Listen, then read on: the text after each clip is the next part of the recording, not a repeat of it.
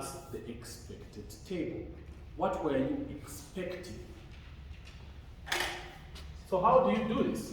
So let's try to work out the expected. What was expected? Given this data, what do we expect to observe in each of, as frequencies in each of these cells? What do we expect to observe? So, write the table again. Sepsis,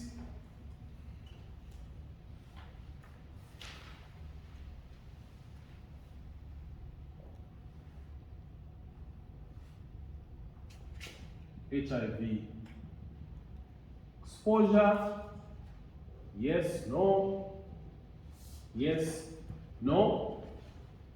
To calculate your expected values, which yes, you're going to need to calculate, you actually have to use the totals.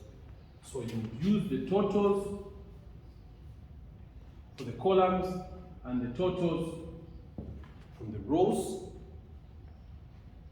and then the overall total as well, in order for you to calculate the values that you're supposed to have in here.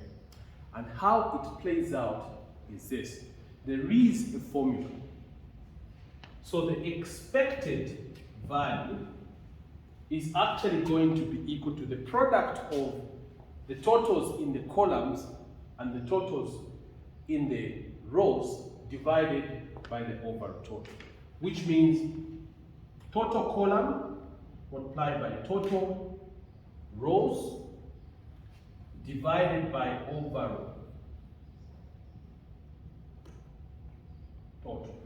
This is the formula for calculating.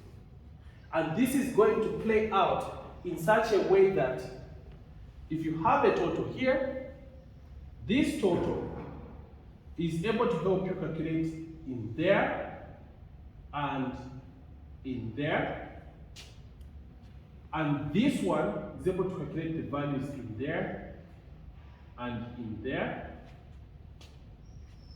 Then this one will be able to help you calculate the values in there and in there. And this one there and there. So guys, look, it just looks a bit tricky. It's going to be straightforward. You will see. It's going to be straightforward. Maybe I shouldn't have shown this, should I? No, I'm just telling you how this is going to play out first. Okay? Goodness. This was not supposed to be shown, was it? Anyway, so guys, look. Let's put our totals there. Okay? The total here is 124. Total here is 142, 141, and 125. Then we have 266 as the overall total, right? So here is what we are saying. We are saying that to calculate the expected in here, what you're going to use is the total there, okay, and the total there. You multiply this by that, okay, because they are pointing in that cell, and then you divide by the overall. Guys, what were you scared of?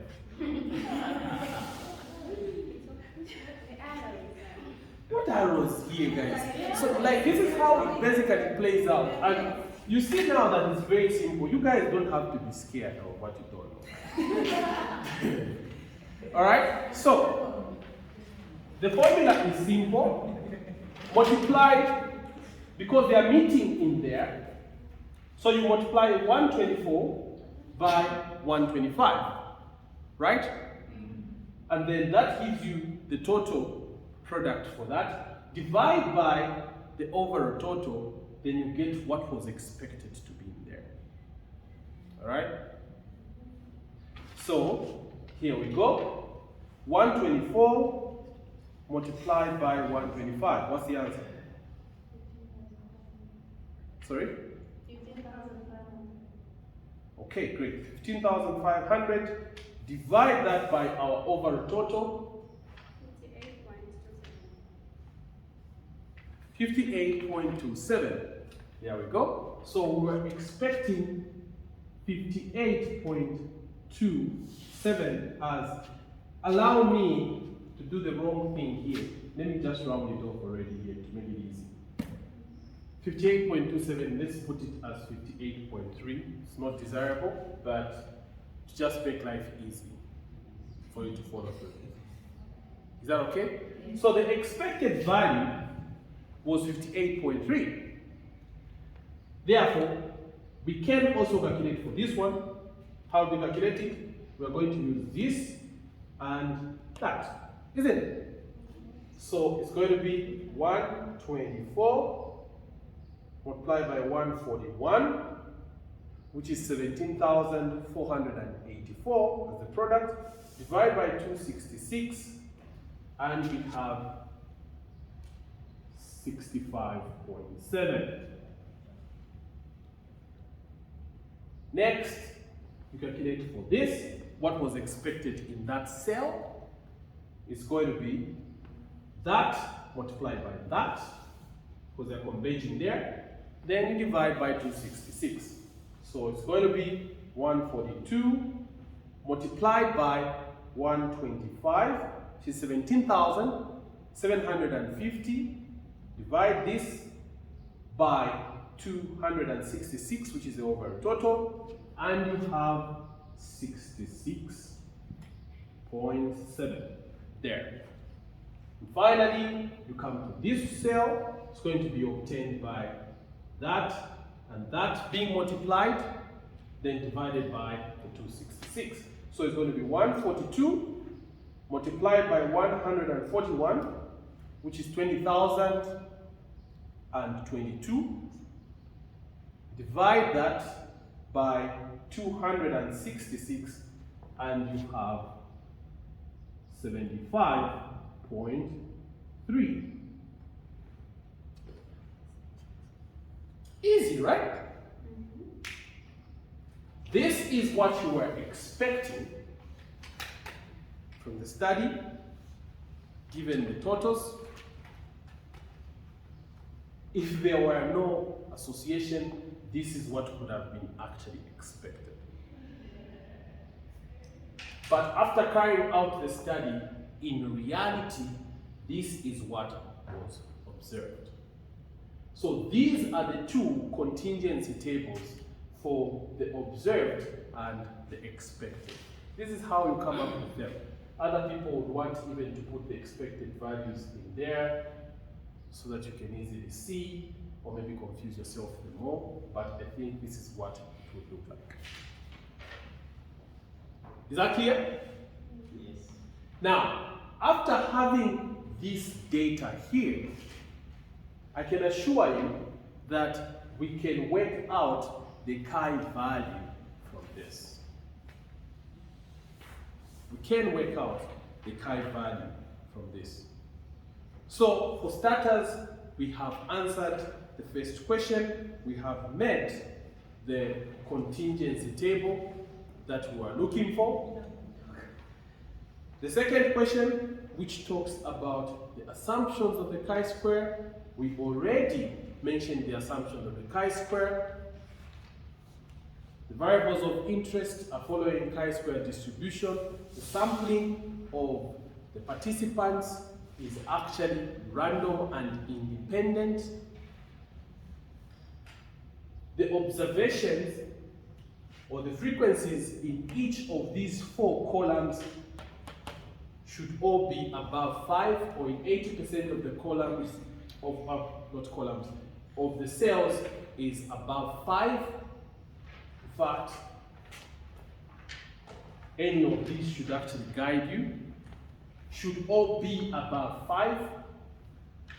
And then what you have in here should actually be frequencies, not necessarily percents. you should know that you can actually even work out percents from this. What is the percentage of HIV exposed that had sepsis? You can work this one out by saying 76 divided by 125. Right? HIV exposed, yes, that has sepsis 76 over 124.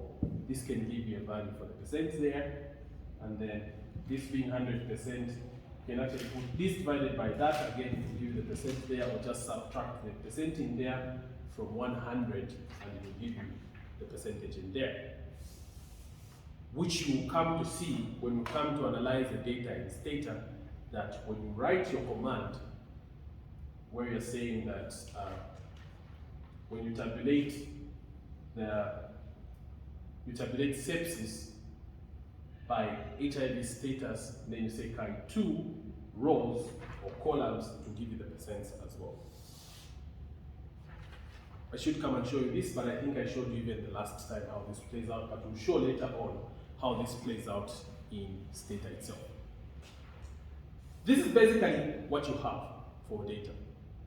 So you will have answered the question on the assumptions as well, and then now the question is, what alternative statistical test would you use if the chi-square fails to be used? Like the assumptions of the chi-square have been violated, and one of the cases where you get very worried about the assumptions is when you discover that at least one of these values is less than or probably equal to a 5. You get worried. What alternative test do you use? You and I know from your previous assignment that you have to use the Fisher's exact test as your alternative test, the chi-square. And again, this is also able to be done in Stata. You can calculate the chi value, and you also calculate the value using the Fisher's exact by just putting an E in the command, and it will give you the p-value from the Fisher's exact test. So this is what you have so far. The next question we're saying is, how do you calculate your degrees of freedom? Show your work by calculating the degrees of freedom. How do you calculate the degrees of freedom? What you do